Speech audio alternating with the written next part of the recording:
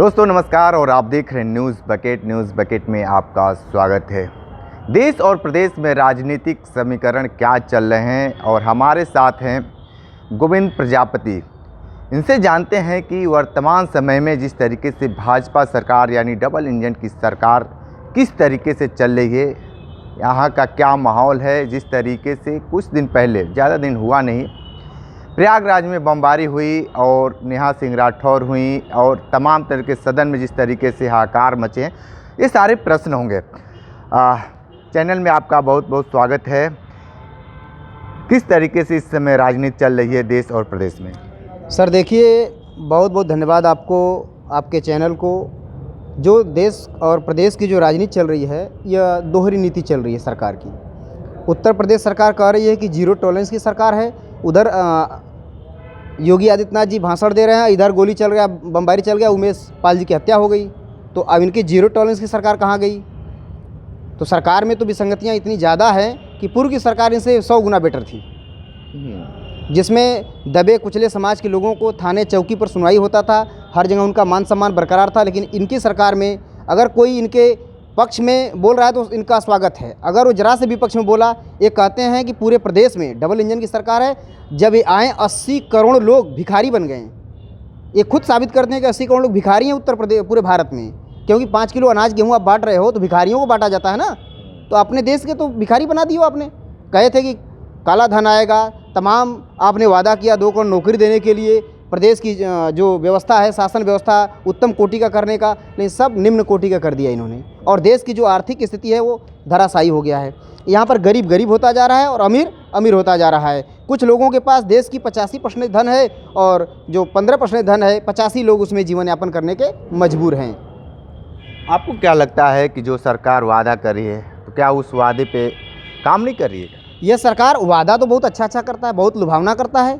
इसके वादे पर आएंगे तो अपना घर द्वार छोड़ के सन्यासी बन जाएंगे, इतना बढ़िया इनका वादा है। क्योंकि जनता को इन्होंने इनका जो सिद्धांत है कि 2014 से पहले सरकार ने कुछ किया ही नहीं था।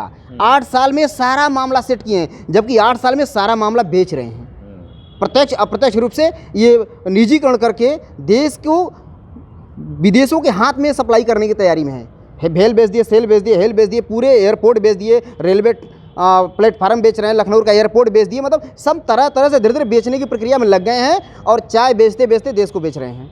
ये ऐसे बेच रहे हैं कि लोगों को पता भी नहीं चल रहा है। लोग वाहवाही भी कर रहे हैं, बहुत बढ़िया शासन है, लेकिन उनके अंदर कूट के जब यहाँ विकास की बात आएगी तो पाकिस्तान चाइना का डर दिखाएंगे कि पाकिस्तान हमला कर देगा, चाइना हमला कर देगा। अरे यहाँ की स्थिति मजबूत करो ना, गाँव से शुरू करो मजबूती, देखो कौन आक्रमण करने वाला है।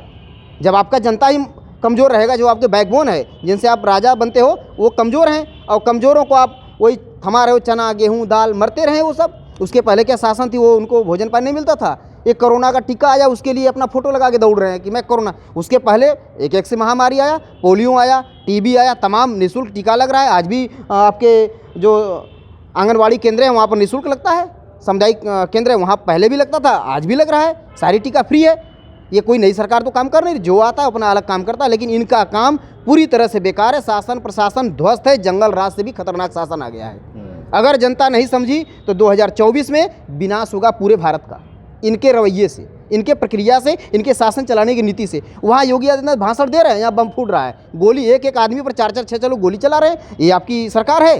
आप कहते हैं मिट्टी में मिला देंगे अपराधियों को। आप मिले हुए अपराधियों से आप मिट्टी में नहीं मिला पाओगे, ये तय है। आप लोकसभा के चुनाव भी लड़ चुके हैं, 2024 में क्या रणनीति बना रहे हैं आप? दरअसल सर, हम रणनीति तो ये बना रहे हैं, जो हमारे विपक्ष के नेता हैं ये भी केवल कुछ विशेष समुदाय और जातियों को लेकर चलते हैं, इसलिए हारते हैं। ये पाल प्रजापति, कहाँ लोहार, माली, नाई, धोबी, बारी, बिंद, मल्लाह, नट, मुसहर, बिहार, अर्गमसी, तेरी, कुजड़ा, नाई, धोबी, इनको ये तवज्जो नहीं देते हैं। इनके समाज के लोग भी तवज्जो नहीं देते हैं।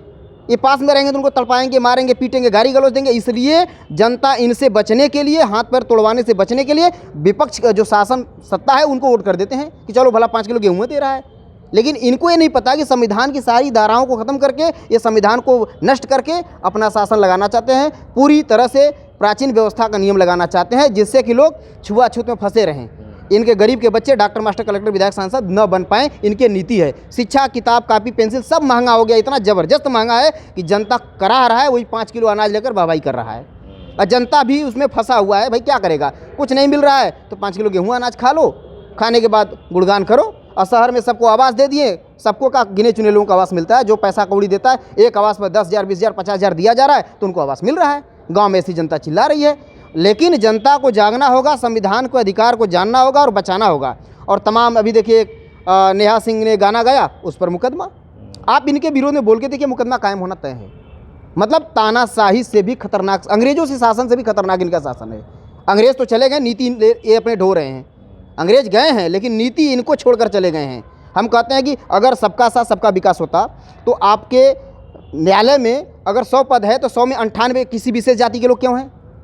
क्या ये जो हम जिन लोगों का ऊपर पहले नाम गिनाए कि उनके बच्चे पढ़ने लिखने रहेंगे, उनके बच्चे डॉक्टर, मास्टर, कलेक्टर, विधायक, सांसद नहीं बन सकते? आप अवसर नहीं देते हो, केवल एक काट का उल्लू बनाए हैं। जैसे ओबीसी के नेता को ले लीजिए, चाहे एससी के नेता को ले लीजिए, हर बार 88 ठे विधायक होंगे, 110 सांसद होते हैं। ये सब जाकर विधानसभा और लोकसभा में अपना ऐशो आराम की मलाई मार रहे हैं। इनको कोई मतलब नहीं इनके समुदाय के लोगों को क्या दशा हो रहा है, कहाँ मारे पीटे जा रहे हैं। जिस अभी जैसे धर्म का मामला चला, इस समय बहुत उछाल हो रहा है, मैं बोलना नहीं चाहता था, लेकिन ठीक है, धर्म अपने जगह आस्था का विषय है। मंदिर मस्जिद में भी जाने पर रोक लग गया है।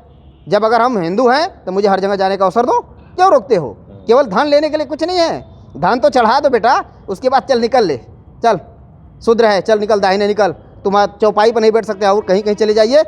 ललितपुर की घटना है, महिलाएं चप्पल उठा के चलती हैं, जो कुछ सवर्ण जाति के लोग हैं उनके सामने वो चप्पल उठाकर हाथ में जल्दी नहीं चल सकती हैं। ये अभी शासन उत्तर प्रदेश में लागू है, इसको हटाएं आदित्य योगी नाथ जी। और मैं आपको बता दें, हमारे समुदाय की घटना है, मैं प्रजापति से ताल्लुक़ रखता हूँ।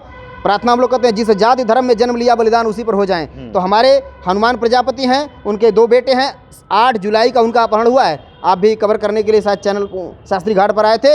आज तक उनके बच्चे के बारे में अपराधी बेखौफ घूम रहे हैं, उनको बच्चों का कोई अता पता नहीं चला। तो मैं आप मीडिया वालों से निवेदन करना चाहता हूं कि उनके बच्चों के खोजने में ये सरकार सक्रियता दिखाए और बाद में जाकर किसी को मिट्टी में मिलाए। जो अरबपति खरबपति उसको क्या मिट्टी में मिलाओगे? 5 साल हो गए, फिर अड़ जाओ, फिर वो आ जाएगा।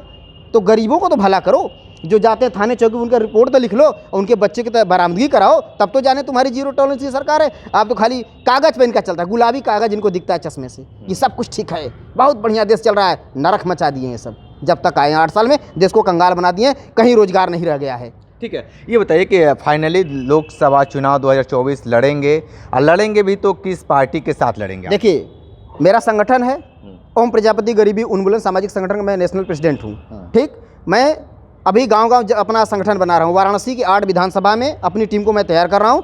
जो पार्टी हमारे समाज को टिकट देगी उसके साथ हमारे 8 से 10% कुम्हार समुदाय का वोट टोटल पड़ेगा, 99% वोट पड़ेगा। क्योंकि वाराणसी में राम गोविंद प्रजापति मंडल में सब लोग के जेहन में है। मैं सबके घर पर दुख तकलीफ में जाता हूँ, जो बन सकता है वो मैं सहयोग भी करता हूँ, इससे समाज का सम्मान मिलता है।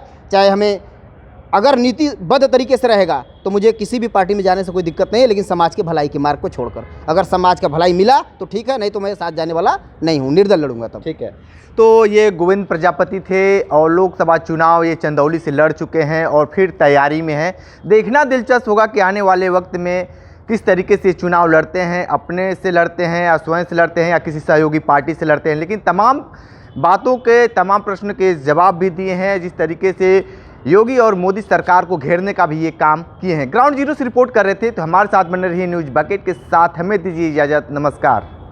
पेश है न्यूज बकेट हिंदी मासिक पत्रिका। पढ़ें इस महीने की पूरी खबर विस्तार से हमारे न्यूज बकेट की मैगजीन में। हमारी ई मैगजीन को मुफ्त में पढ़ने के लिए अभी लॉग इन करें www.newsbucket.in पर। इसके अलावा रोज की ताज़ा खबरों के लिए हमारे YouTube चैनल को तुरंत सब्सक्राइब करें।